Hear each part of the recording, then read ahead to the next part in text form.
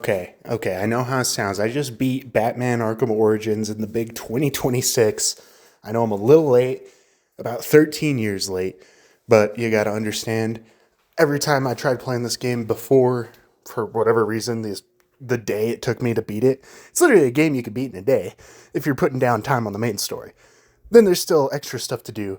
But I beat this game in a day finally, all because I just couldn't help myself. I did end up playing it on PC, and I will say, for a 2013 game, playing it in 4K native resolution, textures look really good. Game looks really good. Game plays really good. I didn't even play it on a crazy build PC or anything. 9060 XT 16 gig, but it is what it is, really. I will say I had a good time. If I try to look it back on this in retrospect, would the game be worth it at full price? It did have a multiplayer mode. I really wish I got to play said multiplayer mode.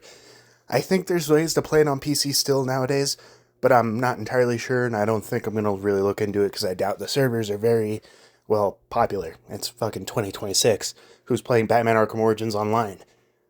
I'm sure there's a few people. There's always a few, right? There's always some people out there doing that. But it is crazy. I mean, content-wise, one of the shortest campaigns, one of the easiest campaigns. Warner Brothers Montreal made this instead of Rocksteady. Rocksteady was busy working on Arkham Knight, their last one. So this came out after Arkham Asylum and Arkham City. And I will just say, I mean, Arkham City, story-wise and everything, it's pretty much peak. Arkham Knight does really good. I think Arkham Asylum, for just a very linear Batman, is much better than this. And, I'd still rank it as one of the worst Arkham games. Still doesn't make it a bad game. I mean, it has the great combat system. The boss fights are pretty bad. I will say, boss fights are pretty bad. The Bane boss fights literally just ripped out of, like, Arkham City. I feel like I've fought Bane 120 times already now. Thinking of it that way, it's Arkham Origins, baby. This is what I was missing. Wasn't really missing anything too crazy.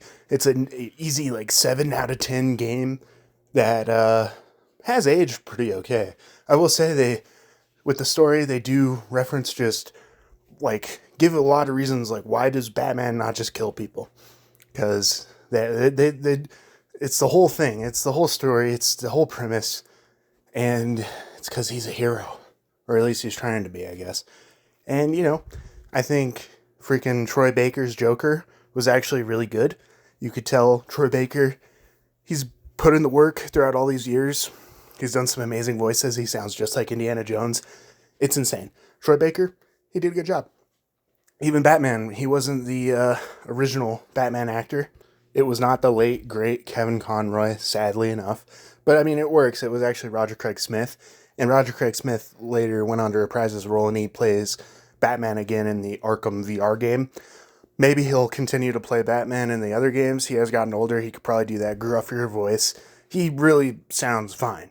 He worked for the origin story of Batman. Alfred gets his ass beat.